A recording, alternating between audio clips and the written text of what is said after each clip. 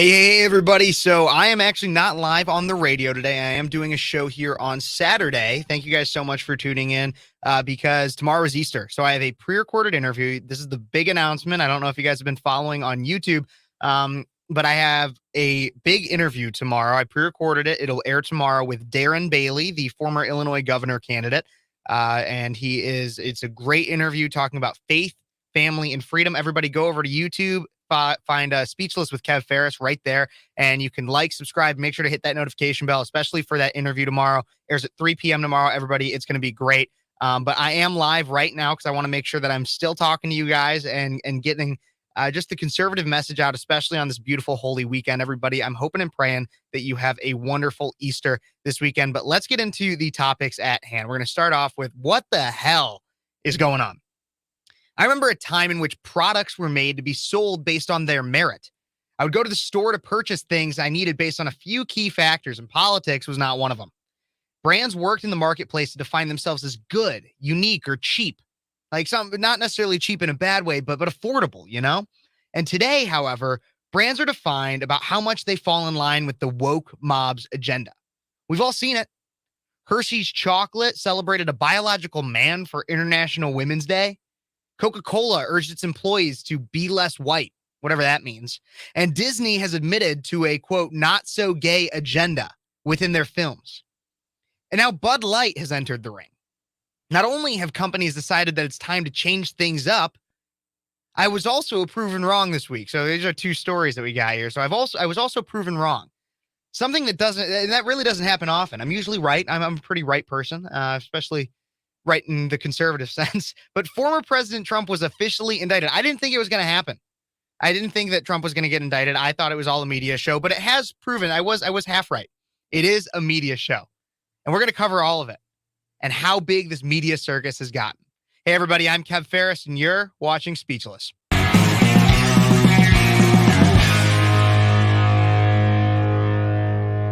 So let's start off with the Bud Light controversy. Everybody, also, I want to remind you, I am live in studio, so I can read your comments. Feel free to comment on the video. I can bring it up, address questions, anything like that. You guys can also, if you want to be featured on this show, you can feel free to text or call in at 309-451-9299. I can also use that and can bring your audio right here into the studio so that you can actually see everything that's going on, or so that you can be a part of the show right in that way. So everybody, feel free to text or call in 309-451-9299. And also, don't forget to subscribe, and share. Always appreciate when you guys do that. But we're going to start off with this Bud Light issue. Beer is usually considered, you guys might know, it's more of like a redneck beer. Besides Busch Light, Busch Light is usually a little bit more redneck, but it's entered the woke apocalypse by recruiting a biological man that pretends to be a woman as one of their spokespeople. Yeah, for real. It is actually the biological man that pretends to be a woman is now a spokesperson of a redneck beer, Bud Light. It's crazy. So in short, this whole story, a transgender TikToker, Dylan Mulvaney, became an influencer for Bud Light this last week after celebrating 365 days of womanhood. I don't even know what that really means. Bogus, because you're 360, that would be your first birthday. If you were actually a woman, your first birthday would be when you celebrate 365 days of womanhood. This is a biological man that pretends to be a woman. Then after, a lot of people on the right weren't happy about this, including myself. And I got to be honest, the outrage is a bit warranted, especially with considering who actually drinks Bud Light usually. And after this, even celebrities and many in the general public voiced their disgust. And then the parent company doubled down. So let's talk about the New York Post. So according to the New York Post, Anheuser-Busch, which is the parent company of Bud Light, defended its decision to enlist the trans activist and influencer Dylan Mulvaney as a Bud Light brand influencer Monday in the face of growing backlash from critics. Mulvaney, who's a TikTok star with more than 10 million followers, posted a video advertising the beer company's March Madness contest, offering customers a chance to win $15,000. In the Instagram footage, the content creator is dressed like Audrey Hepburn's character in Breakfast at Tiffany's as he cracks open a Bud Light can and takes a sip. I actually have this video, guys. Let's pull it up right here for all of us to see. So I'm going to share my screen. Share this. We're going to reset the page. Make sure everybody can hear this. So here is that Dylan Mulvaney thing. Impressive carrying skills, right? I got some Bud Lights for us. So I kept hearing about this thing called March Madness, and I thought we were all just having a hectic month, but it turns out it has something to do with sports. And I'm not sure exactly which sport, but either way, it's a cause to celebrate. This month, I celebrated my day 365 of womanhood, and Bud Light sent me possibly the best gift ever, a can with my face on it. Check out my Instagram story to see how you can enjoy March Madness with Bud Light and maybe win some money too. Love ya! Cheers! Go team! Whatever team you love, I love too. Okay. Love ya. Okay, break a leg. Woo! So here's the thing about this is it's really sad. That video there is really sad because we have literal brands, national companies that are enabling this mental illness. I've talked about it before. I talked about it last week with Josh about how we are enabling people that are mentally ill to believe that they are something that they are not. If you were born a man, you are a man. If you were born a woman, you are a woman. You cannot change that. That is not something that is changeable, unfortunately. And we have, like I said, companies and the general public that enables this type of behavior. So anyways, Dylan Mulvaney celebrated 365 days of womanhood. This person, she, whatever, has been going around and parading, pretending to be like Eloise from that old kids show. I saw a video of that. But now this partnership here is really what has become a major focus. Another video featured the activist drinking a can in his bathtub as a part of the campaign. I don't have that one, but however, Anheuser-Busch said that cans with Mulvaney's face on them were a personal gift and not necessarily something that everybody will be able to purchase. It is just for their influencers is what they do. Anheuser-Busch works with hundreds of influencers across our brands as one of many ways to authentically connect with audiences across various demographics and passion points, a spokesperson told Fox News. From time to time, we produce unique commemorative cans for fans and for brand influencers like Dylan Mulvaney. This commemorative can was a gift to celebrate a personal milestone and is not for sale to the general public. Now, several conservatives, like I said earlier, have shared their apparent anger over this partnership on Twitter. One said, Eric Erickson, who's a conservative radio host, said, "Is the Bud Light thing an April Fool's joke? I mean, it's a trash beer, but given the constituent demo of Bud Light drinkers, it seems like a terrible marketing thing." And that's where I really agree. That's what I want to push I want to talk about a lot in this is that it really is a terrible marketing strategy. It's Bud Light. The stereotype among Bud Light drinkers has usually been associated with being more of a redneck. And frankly, I used to be a big Budweiser fan, but I guess I'll be switching to like Miller Lite or something. Kid Rock, you guys might have heard about this one. Kid Rock also had to share his take on this whole Bud Light controversy. And so I'm going to pull up that video right here because this is just hilarious to me what Kid Rock had to say.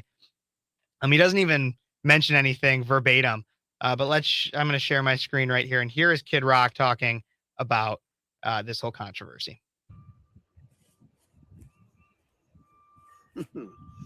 Grandpa's feeling a little frisky today.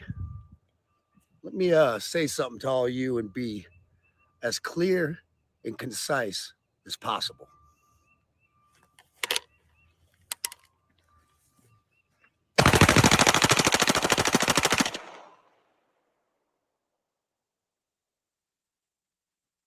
Fuck Bud Light and fuck Anheuser-Busch. Have a terrific day. Some very choice words there from Kid Rock, the musician who out of Nashville. Honestly, he's a national treasure. I laughed so hard the first time I saw that video, and I think it's hilarious. But this outrage is warranted. I mean, we are in a culture war that brands are getting into, and like I've said on multiple shows previous, when I talked about Hershey's, it is insane to me that we can no longer go and purchase products that are being sold based on their quality or their price or what a product is actually about. No, we're bringing in these totally different political issues when talking about, when trying to decide what we're going to buy. And so that's why places like the Daily Wire and Jeremy Boring have actually done a lot to try to counteract this woke epidemic that we are seeing. But this also had me thinking about how Bud Light could pivot their marketing. Actually, I do think this could be a good thing. If you think about all this controversy, they could actually switch their slogan to Bud Light, The best thing for sobriety since AA, because so many people have been deciding that they're not even going to drink Bud Light anymore. I mean, there are so many other options. In all seriousness, though, let's talk about why Bud Light did this. Why did Bud Light decide to have a biological man who pretends to be a woman be their new spokesperson? So many claim, especially people on the right, claim that this was because of DEI crap. So what is DEI? Diversity, equity, and inclusion. It's what schools, corporations, and institutions like to use to push an agenda surrounding critical race theory and other woke identity politics bullshit. I'm not on the radio, so I can say that.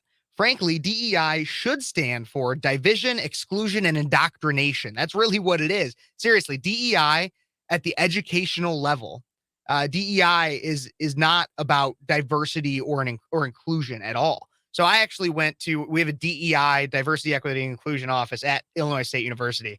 And a few years back when I was trying to start Turning Point USA, I got it started here at ISU.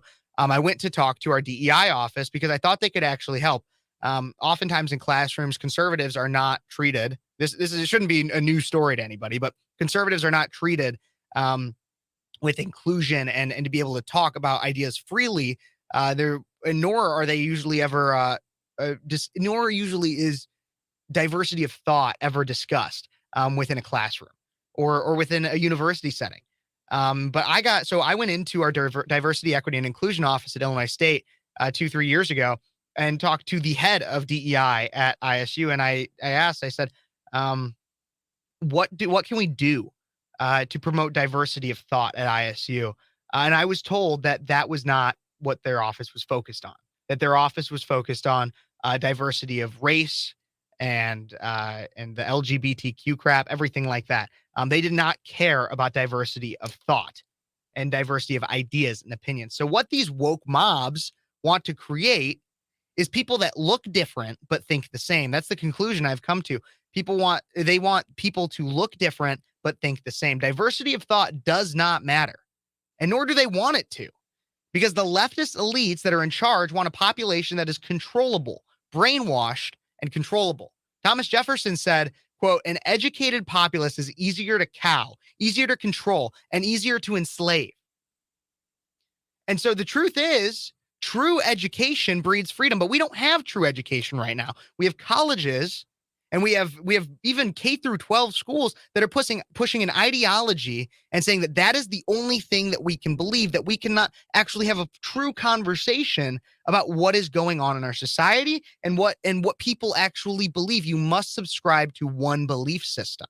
That is what is being pushed. Again, the truth is true education, or the truth is that true education breeds freedom. The crap taught in your sociology 101 class likely isn't an education, because learning happens when real ideas are shared, compared, and picked at and picked apart in a free flow, not subdued, silenced, or anything like that. And like I said, that is what the left wants. The left does not want a free flow of ideas. But I digress a little bit on that. When it comes to this Bud Light issue, what if the real issue here is the dollar? We have a society that has put social capital on being a victim. Again, I talked about that last week. And you're praised for having a certain level of a perceived oppression. Well, Dylan Mulvaney was actually born in a way that is not really seen as oppressed in any way. He was born a white man. Dylan Mulvaney is now claimed to be oppressed by pretending to be a woman. That is that. So now that's the thing, is that we live in a society, if anything, the left has created this transgender epidemic thing that we see, and I think they've done it in a way that's kind of funny, because it's gone back against them. Is they created this idea that white men are all the oppressor, but then they also created a social capital system in which there is value on being oppressed. And you are more important in society if you are oppressed. That's the whole idea of intersectionality from Kimberly Crenshaw. And so now white men have gone to become and pretend to be white women. So then at least, and trans is what they claim. And so that they don't feel so bad. I mean, when people like me are told that I'm the problem because I'm a white man, that's what they say. And so then you have people that they've been told they're the problem so much that they need to find an oppressed group to be a part of. And that is not exactly, I can't claim because I don't know Dylan Mulvaney personally, but that is the story being written for many people in a similar situation to Dylan Mulvaney. But anyways, what if the real issue here when it comes to the Bud Light thing is that we have a society that has put this social capital on being a victim. You're praised for having a certain level of oppression, and that is why Dylan Mulvaney, with over 10 million followers, I mean, why does he have 10 million followers? Why does he have 10 million followers? I looked it up. I tried to find something of like success or some kind of achievement, but in reality, all that he's done is pretend to be a woman for a year. Bud Light is chasing a new market, guys. They're knowingly abandoning their base in an attempt to reach a market that they think will be profitable. I don't think it will be because like I said, they're completely abandoning their base, going on a 180 from what they usually sell to. And liberals would usually try to throw this in my face as a flaw of capitalism. Now, I actually call it the beauty of capitalism. Now we know what not to buy. Now, Jeremy Boring from the Daily Wire should actually probably go create a beer. I don't know what he'd call it, but he's always great at marketing. But if not, if you're mad about this, just like I am, go drink a Coors, a Miller, or PBR to replace that Bud. That is the beauty of capitalism. A free market space where if companies don't represent your values, then you don't have to buy what they're selling. You don't. And so want to know why, along with this and bringing back in the idea of the diversity of thought, want to know why capitalists are usually free speech activists and advocates? And I want to say capitalists here, people that support capitalism and not conservatives, because conservatives are usually capitalists, but there are some traditional liberals and some liberals that support the idea of capitalism and so thus are also in support of free speech. And it's because that there's a marketplace of ideas that should operate the same way. That's why capitalists are in favor of free speech, is because we view the marketplace of free market capitalism in which you can buy what you want to buy. You can advocate and patronize businesses that represent your values and not patronize ones that do not. Just like when it comes to a marketplace of ideas, what we want is all ideas to be shared, all products, like in a general marketplace, all products to be shared, and people can pick and choose based on which ones have the highest quality and represent them the best. Socialists don't want that because socialism is a bad idea and they don't want people actually going against that and thus choosing something different.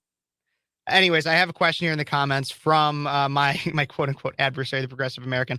Why do you think diversity of thought and diversity of community are mutually exclusive?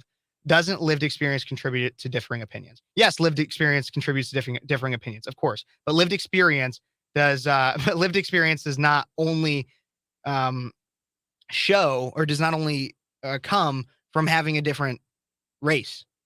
And that's what DEI has been pushing, is different races or different sexualities. You know, the thing is that you can have a lived experience that is comparable to somebody of a different race because your race might not have actually played as significant of a factor in your life. There are black conservatives out there. There are white conservatives. There are Asian conservatives. And yet the conservative opinion is subdued on college campuses and encouraged not to be there, period. I mean, we have classrooms at ISU that if you go in on the first day, there are professors that will say, if you have a pro-life opinion, you're not going to pass this class. There's a friend of mine in the women's and gender studies class, and that's what his teacher said. If you have a pro-life opinion, you're not going to do well in that class. That's what he said. So yeah, lived experience can contribute, but what we have right now is people that don't care about they don't actually care about a lived experience. They care about having a certain amount of people that are of a certain race there. They don't actually care about hearing from anybody or a certain sexuality or whatever. Diversity of thought is what needs to be focused. You want to have diversity of color and or diversity of sexuality, anything like that. If you want to have that kind of diversity, then what you do is you focus on diversity of thought because all those other diversities will come. Because everybody thinks differently. Everybody has a differing opinion. Anyway, I do want to take a minute, everybody. If I know that, viewership is a little low today. It's not my usual day of streaming in. It's Easter weekend. I see that one person made a comment for that. But I also would really appreciate it if you guys would like, subscribe, and share. It's really, I'm I'm just starting out here. It's only like my 4th, 5th live stream, something like that. And so, yeah, it's not, I'm here because I have I have a right to have a voice. And that voice isn't often heard. Not just mine, but the conservative opinion isn't often heard. And that's why the show's called Speechless, because there are actively people that want to make it so that opinions like mine will not be heard. We need to make them heard. So like, subscribe, share, everybody. I'd really appreciate it. If you want to support the show, make it so that I can reach a broader audience and I can invest in more technology. I would love if you guys would consider donating on Cash App, Venmo, anything like that, because I can't monetize the show yet. But I really would appreciate anything like that. If you'd like to be heard, like your voice heard, feel free to text or call in at 309-451-9299. I have a phone line I can feed right into the stream. Feel free to do that. So I also see a response here from the Progressive American on here, not to argue with you too much, but Crenshaw specifically argues that intersectionality was meant to create intersection between groups based on their lived experiences. Cool. I'm not Dan Crenshaw. I have my own opinions away from Dan Crenshaw. I've read into what Kimberly Crenshaw said about, not Dan Crenshaw, Kimberly Crenshaw. I see what you're saying there. I got it confused. My bad. I was thinking Dan Crenshaw. Intersection that was meant to create intersection between groups based on their lived experience. If you actually read what Kimberly Crenshaw said, it's not just about lived experience. It isn't just about lived experience. They talk about how the Black American will automatically have a different lived experience than a white American simply because of their race. That is not necessarily true. That is not true. Every single person, period, has a different opinion or has a different lived experience. I have a different lived experience than you, Connor. I know Connor, Progressive American. We grew up kind of together in the same Boy Scout troop. I have a different lived experience than you. And we're both, from what I understand, I guess I might be assuming here, but we're both straight white guys. We have a different lived experience. Period. One black guy has a different lived experience than another black guy. That is how the world works. Everybody is different. Kimberly Crenshaw does not stick to strictly lived experience. Kimberly Crenshaw talks about how it intersects based on strictly your gender and your different personal, your born identity parts. No. And so it's not strictly lived experience. Lived experience should be mainly what it is because everybody has a different lived experience. It's not really, that's diversity, period, because everybody was born different. But anywho, now we can keep talking about that if anybody wants to. I'm only going to go for like 45 minutes today to an hour simply because I have that long interview for tomorrow. And I did have another story to get into. Again, if you missed any of this, guys, feel free to scroll back. Also, again, like, subscribe, everything like that. That is fascinating. Some random people in this stream that are definitely commenting some strange things. But I'm going to go into the Trump indictment because that is the other story that I wanted to. Everybody is talking about this story. It's honestly almost become tired because it's going to be like another month before we find anything else. But I'll give you my 2 cents on it in case you were wondering. And so basically, for the first time in American history, a president has been indicted on criminal charges. That's what all the headlines read. But what really isn't being read or discussed nearly as much is that we officially have a multi-tiered justice system, everybody. It was theorized before that we might have this based on certain investigations into Trump when he was president, everything like that. But now it's absolutely confirmed that we have a multi-tiered justice system based on your political affiliation. Now, the left will always love to talk about white privilege, male privilege, but in reality, the biggest privilege is liberal privilege. And before we get into any of that, though, I do want to kind of break down the story simply, just so that we can have a quick recap. So according to Fox News, Trump pleads not guilty to 34 felony counts of falsifying business records linked to 2016 hush money payments. So 34 felony counts of falsifying business records. So former President Donald Trump pleaded not guilty in New York City court last Tuesday after being charged with 34 felony counts of falsifying business records in the first degree. These charges were related to hush money payments made during 2016 presidential campaign. He came out of Manhattan District Attorney Alvin Bragg's years-long investigation.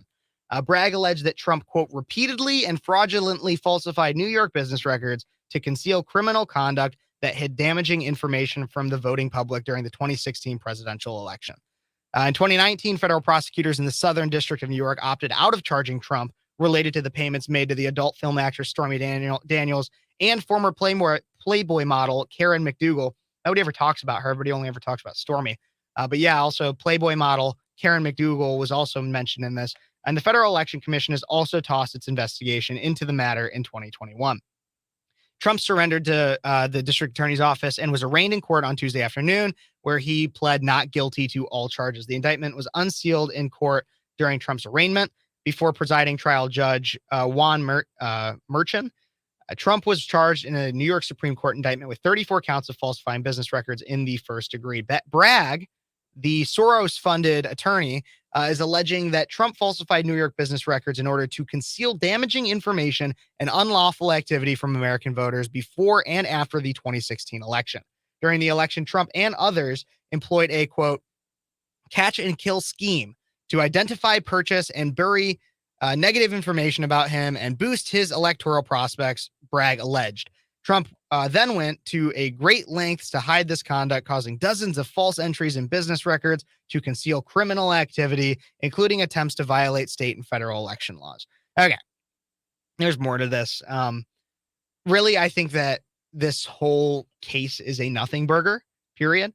I think it is a media circus, and I think both Trump and Alvin Bragg and the Democrats want the same thing out of this. But first, I want to talk about the liberal privilege part of this, because first, I do think Trump wants to be indicted. I think he wanted this because he is now again the center of attention. And here's the thing: I was a big Trump fan. I voted for him in 2020. I actually headed up our Students for Trump campaign at Illinois State University. But I just don't. It's really not. He right now, as we're looking at 2024, I think there's better options. I'm personally more of a DeSantis fan. But I do think this is wrong. I think that they're targeting him for this, for political purposes and not for actually letting him have his day in court. You want to know how I know this? And it's the liberal privilege that I stated earlier.